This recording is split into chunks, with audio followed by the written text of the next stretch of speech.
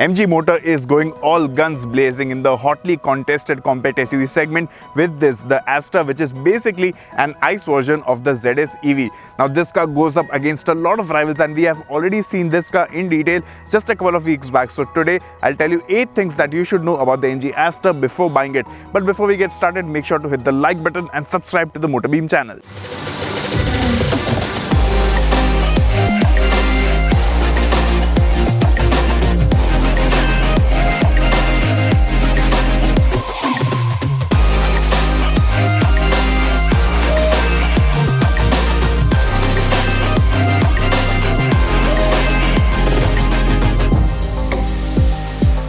How big is the MG Astor? Well, this competes with the Hyundai Creta, Kia Seltos, Renault Duster, Nissan Kicks, Skoda Kushaq, Volkswagen Tiguan. So yes, this does have a lot of rivals, but the Creta is the most popular car in this segment and the Tiguan is the latest car in this segment. It was launched just a couple of days back before driving this car. So if we had to compare the size of the Astor to the Creta and the Tiguan, well, the Astor is longer, wider, taller than all of its rivals. Now if we compare this to the Creta, the Astor is longer by 23mm, wider by 19mm and taller by 14mm. Meanwhile, compared to the Volkswagen Tiguan, the MG Astor is longer by 102mm, wider by 49mm and taller by 38mm. Now in terms of the wheelbase, the Volkswagen Tiguan and the Skoda Kushaq have the longest wheelbase in this segment at 2651mm. Meanwhile, the wheelbase of the Hyundai Creta is 2610mm, but the wheelbase of the MG Astor is just 2585mm. So yes, in terms of wheelbase, it is shorter than both the Creta and the Tiguan. Okay, it is time to unleash the MG Astor on a Formula 1 race track and I am driving the 1.3 litre turbo petrol variant. This comes with a 6-speed torque converter. Only the other 1.5 litre engine gets a 5-speed manual or a CVT. This one gets only a 6-speed torque converter. This makes 140 horsepower and 220 Newton meters, and quite looking forward to testing the performance of the car on this racetrack over here. Now we are just lining up and I think yes, my team principal seems to be away, but I've told him that I'll be back after an hour and to keep the pit stop ready.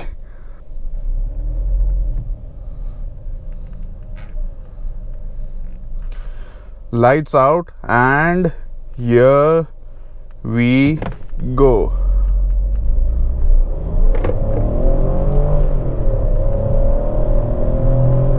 Okay, I know no customer of the MG Astor is going to take it on a Formula 1 track to drive the car, but hey, no harm in testing the performance to its limits. The 1.3 litre turbo petrol engine does seem to be in its own element over here and it feels quite punchy and responsive. The MG Astor is also responding very nicely to steering inputs. Yes, the handling does seem to be slightly better than the Hyundai Cretas, but maybe not as sharp as the Skoda Kushaq or the Volkswagen Tiguan. This 1.3 litre engine does have some lag lower down, but in the mid-range it just picks up pace very nicely when the turbo kicks in and you can feel all the torque surge. Now right now I'm doing 140 km per hour on this back straight at the Buddh International Circuit. The car seems rock solid. It is very stable at this high speed. I'm almost touching 170 now and it is time for a hard braking. Now this car comes with rear disc brakes and braking performance does seem quite good, and the car also goes into corners very nicely. But yes, the suspension setup isn't very stiff. In fact, it is a bit on the softer side, which is why you do feel some amount of body roll. The MG Astor gets different steering wheel modes as well, which you can choose from this infotainment system over here. So I'm going to vehicle settings, clicking on EPS. The car is in urban mode right now. The steering wheel is in urban mode.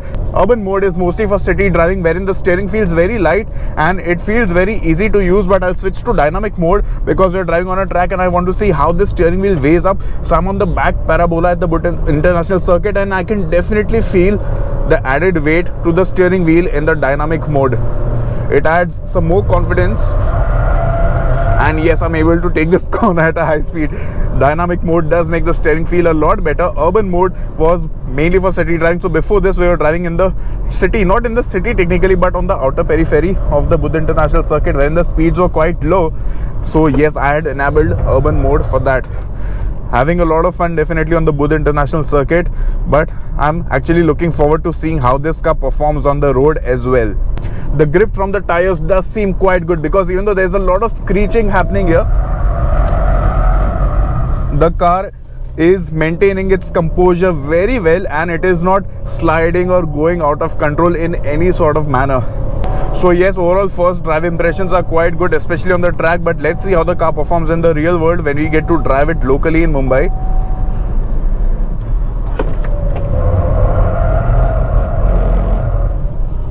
So we haven't got a chance to properly test the ride quality of the car because the track is butter smooth, so we cannot really see how the ride is on a bad road, but on the track it was quite good, the ride definitely. But the suspension has a soft setup which we saw around the corners. Now I've just pitted, I'm looking for Bono. The MG Astor comes with a host of ADAS level 2 features, and I'll be trying some of them on this road over here, which is the periphery road of the Budh International Circuit. So if you want to activate the ADAS feature, you just have to go to this menu, click on vehicle settings, and you get all these features over here. You can activate them from this slide. So you get forward collision warning, rear drive assist, lane assist system, and the speed assist system. I'll start off with the lane assist system. So there are 3 different features over here: lane departure warning, lane departure prevention, and lane keep assist. These features work above 60 kilometers per hour. Below 60 they won't work. In lane departure prevention, well, the vehicle will ensure that it stays in the same lane and it won't go out unnecessarily. And in lane keep assist, well, the vehicle will remain in the center of the lane. It will notice all the lane markings and the radars and the sensors. This car has 6 radars and 5 sensors. Those sensors will keep the car exactly in the middle of the lane. So let's try these features out. I'll take the car to 60 kilometers per hour. So the car is at 60, the features have been activated. I'm just leaving my hand a bit and let's see how this car. Okay, you can see the lane keep assist feature in function right now. It is keeping the car bang in the middle of the lane, and we'll have to brake for the speed breakers, but then we'll try the lane departure warning and the lane departure prevention features after this.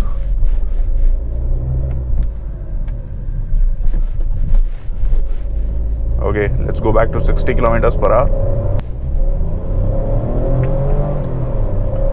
The car is back to 65, 67 kilometers per hour. I have left my hands on the steering wheel. I'll try to move the vehicle out of the lane, and you can see what's happening. The car will come back to the lane. Trying this again. As you can see, the vehicle is coming back to the middle of the lane.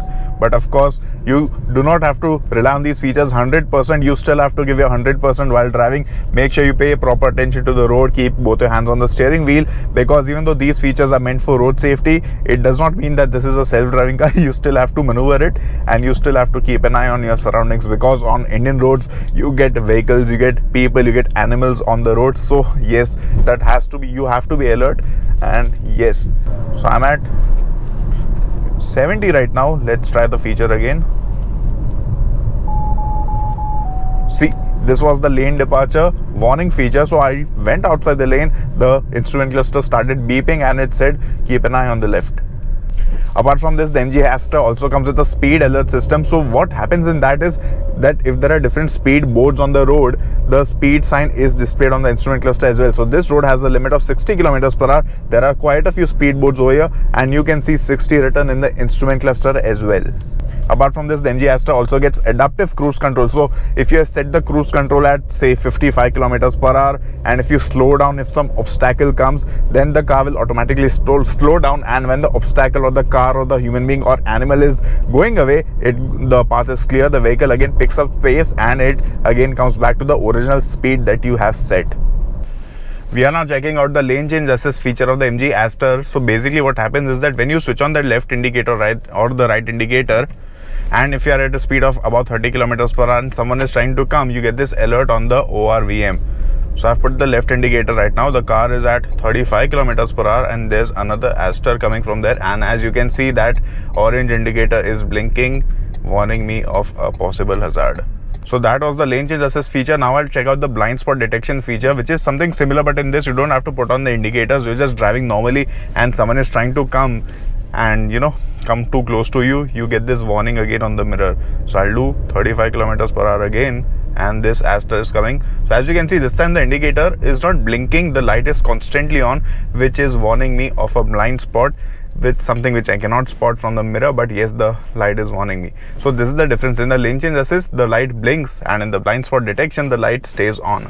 Checking out the rear cross traffic alert feature of the MG Astor. The car is in reverse right now, the camera has been activated, and this car just comes from here, and as you can see, there's a warning on the touchscreen which is displayed on the left hand side of the car, warning me of a car or a person or any object coming. So right now there was this car coming from the left, so the left side indicator was blinking, but if a car would come from the right, this side the indicator would blink. So now the car will come from this side, and as you can see, a red indicator will just come up. This is the red indicator which is warning me of a car coming from here, so that I have to be a bit careful while reversing. A pretty good feature. The MG Astor is packed with a lot of equipment. It has this AI assistant, it has 80 connected car features, it has a 7-inch instrument cluster digital, and the quality of that is quite good. It has a 10.1-inch touchscreen infotainment system. The fluidity is decent, the responsiveness could have been slightly better, but the sound quality is really nice. And apart from that, this car also has automatic climate control, keyless go with push button start, heated ORVMs, a panoramic sunroof which covers 90% of the length of the roof, and yes, it does have a lot of features on offer. In terms of safety, you get 6 airbags, ABS with EBD, traction control, ESC, and apart from that, it also has hill descent control. The MG Astor also comes with a 360-degree camera, but the quality of the cameras has a lot of room for improvement. Okay, so the MG Astor does get a lot of features, but it also misses out on some, and this car does not get an auto dimming inside rearview mirror, which is quite shocking. It gets a manually adjustable day-night rearview mirror, and this car also misses out on front ventilated seats. What is the coolest feature in the MG Astor? Well, that is the digital key. So what happens is that you have to pair your phone's Bluetooth to the car via Bluetooth, and this works slightly different from the connected car features, because in the connected features, the functions usually work based on the SIM card's network, and the responsiveness also depends on the kind of network that you have. But in this, it is connected via Bluetooth, which is why you don't need a SIM card, and you can keep this key at home, and you can still lock, unlock, and even start the engine just with the tap on your mobile phone. So what I'll do is I'll keep this key in the MG Hector, which is parked over there, and then I'll show you these functions. This is the key of the MG Astor. I'm keeping it on the dashboard of the MG Hector, and I won't be touching that key. The phone is connected to this car via Bluetooth. So what I'll do is we'll just come a bit closer to the car. The car is locked right now. I'll press this unlock button, and the car has unlocked. I'll lock it again. The car has locked. This is quick. It is happening in a jiffy. And with this, you can also honk and maybe even activate the lights of the car. As you can see, the horn is honking, and I'll switch it off. Okay. Now what I'll do is I'll sit inside the car and switch it on. So now I'm sitting inside the car, the key is inside the Hector support car, and I'll click on this, the activate engine button. This is activated. Now I'll just press the brake pedal and start the car, and done. This was nice, a very cool feature to show off to your friends or family members, and yeah, something which will add to the convenience factor as well. So what could be better on the MG Astor? Something which rivals have, but this car doesn't have? Well, the availability of a diesel engine is missing on this car, and that could be a major negative point for customers, because if we talk about the Hyundai Creta, almost 53% of the sales of the Creta come from the diesel variants alone, and this car doesn't have a diesel engine. Probably having a diesel engine would have been a great addition to the portfolio. Also, MG Motor is just 2 years old in the Indian market, which is why the service network isn't as widespread as Hyundai or maybe some other rival. So yes, MG Motor is definitely expanding their reach in different cities and metros and towns, but right now some rivals have more service networks and more dealership touch points. So how does the MG Astor fare against its rivals like the Hyundai Creta or maybe the new kid on the block, the Volkswagen Tiguan? Well, the Creta is a feature-loaded car, it is more comfort-oriented and it is something that you can't really go wrong with. Meanwhile, the Volkswagen Tiguan is more fun to drive, it has sharper dynamics, but in terms of features, the MG Astor is just ahead of all of its rivals. It has more features, more technology than all of its rivals, and in terms of driving feel, it slots somewhere between the Creta and the Tiguan because it has a nice blend of comfort as well as a fun to drive nature. But of course, we'll know more about this, the road behavior of the Astor, when we drive it locally in Mumbai. Now, because the MG Astor has so much technology, the starting price may not be as low as the Hyundai Creta or maybe the Kia Seltos, but if MG Motor offers a lot of value to customers, I think people will definitely lap this car up. So thank you guys for watching this video. I hope you liked it. If you have any questions about this car, let me know in the comment section below.